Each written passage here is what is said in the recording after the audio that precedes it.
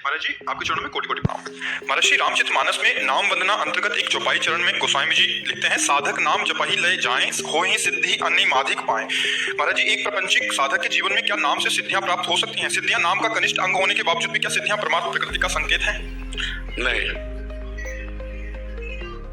सिद्ध पेरे बहु भाई बुद्धि लोभ, रामचरितमानस बुद्धि लोभ दिखावे भाई, वही बुद्धि जो परम सयानी तिन तन चितई नारायण दिखा। ये रिद्धियां सिद्धियां परमार्थिक उपलब्धि नहीं है, ये परमार्थिक बाधा है।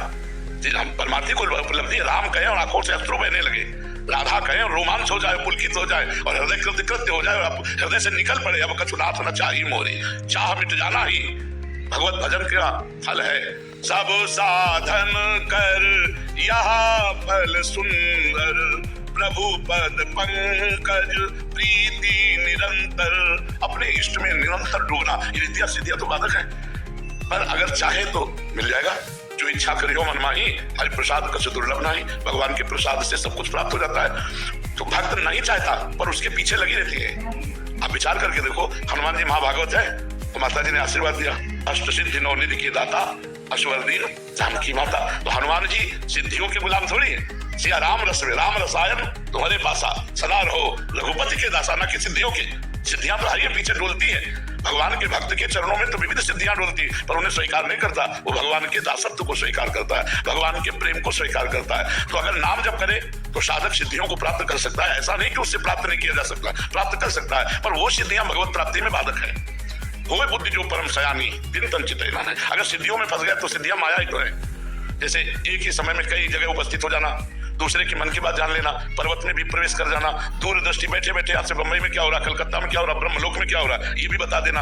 तो ये सब है तो माया कृत। आब्रह्म स्तम पर्यंतम सर्वम माया में जगत। हमारी सिद्धि ये है कि प्रिया प्रीतम इस समय क्या कर रहे हैं, उनके मन में क्या चल रहा है, मन मन की रुचि जाने विधि अनुसार है, और हम अपने प्रिया प्रीतम को सुख कैसे पहुंचाए, ये सिद्धि। हमारी दृष्टि प्रिया प्रीतम में लगी है, इसके सिवा और किसी में नहीं। तो हम सही ठिकाने से चल रहे हैं। यदि रिद्धि सिद्धि तो बाधा हो जाएगी, भगवत प्रेम प्राप्ति में बाधा हो जाएगी। समझ पा रहे आप? महाराज जी उसमें चिंतन में प्रभाव पड़ेगा, ऐसा बाधा किस रूप में आएगी महाराज जी? प्रभु से विलग होना ही बाधा है। चाहे कोई वस्तु व्यक्ति स्थान कुछ भी हो, हमारे प्रभु का स्मरण छुटा दे, हमारे प्रभु से विलग कर दे, तो सब माया ही है, सब माया ही है। जो व्यक्ति वस्तु स्थान हमारे प्रिय प्रभु का स्मरण हटा दे वो माया ही है, और जिसके संयोग से प्रभु का स्मरण बढ़े वो भक्ति है। चाहे कोई वस्तु व्यक्ति सिद्धि कुछ भी हो, जिससे प्रभु का स्मरण बढ़े। मैं का भी विस्मरण करना था भक्ति में। ब्रह्म नहीं, माया नहीं, नहीं जीव नहीं काल, अपनी उस दिना रहे, एक रहे नंदलाल। अपनी भी याद नहीं, केवल प्रीतम में डूबना, सर्वत्र भगवान देखना था, अब देखना नाटक शुरू हो गया माया का।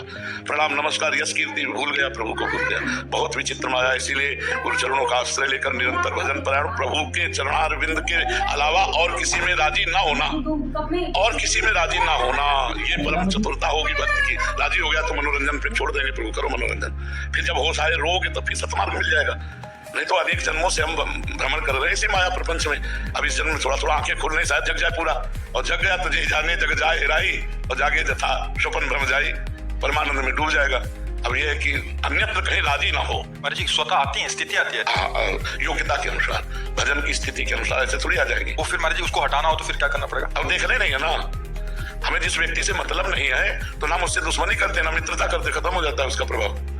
ये तो मतलब इनका कोई महत्व थोड़ी है, तो ऐसे छोटे पुट्टे ऐसे सर से आ जाने वाली बातें हैं। हाँ, अनेक कायों में प्रवेश कर जाना, अनेक रूप और पत्थरों में प्रवेश कर, ये थोड़ा कठिन सिद्धियां आते हैं, अष्ट सिद्धियों के अंतर्गत आती है, ये बहुत ऊंची लेवल पे आती है। इसमें भी कोटि अलग अलग। हाँ क्यों नहीं, हाँ 28 सिद्धियां तो ऐसी है जो बहुत जल्दी प्राप्त की जा सकती है। अष्ट सिद्धियां भगवान के पास रहती है, अणिमा महिमा लगिमा गरिमा आदि भगवान के पास रहती है।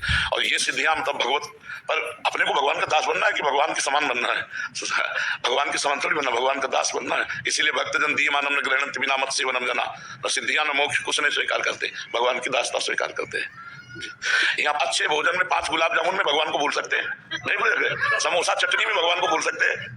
अगर समोसा चटनी पाते समय भगवान भूल गए तो इसका मतलब भगवान का महत्व कम हो गया, समोसा चटनी का ज्यादा हो गया। तो अगर इस डिग्री से हम थर्मामीटर लगा के अपने को नापे तो हम कहाँ के भगत हैं, कितने भगत हैं, अपने आप समझ में आ जाएगा। भागवत में लिखा है, त्रिभुवन की राज लक्ष्मी देने पर आधे पल के लिए भी जो भगवान का विस्मरण ना करे वो महाभागवत है।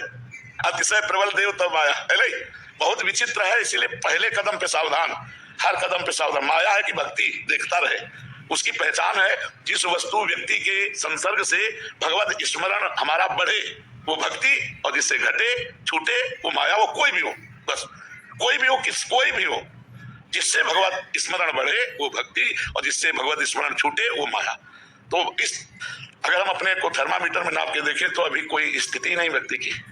छोटी छोटी बातें, माना अपमान भगवान विस्मरण करवा देगा।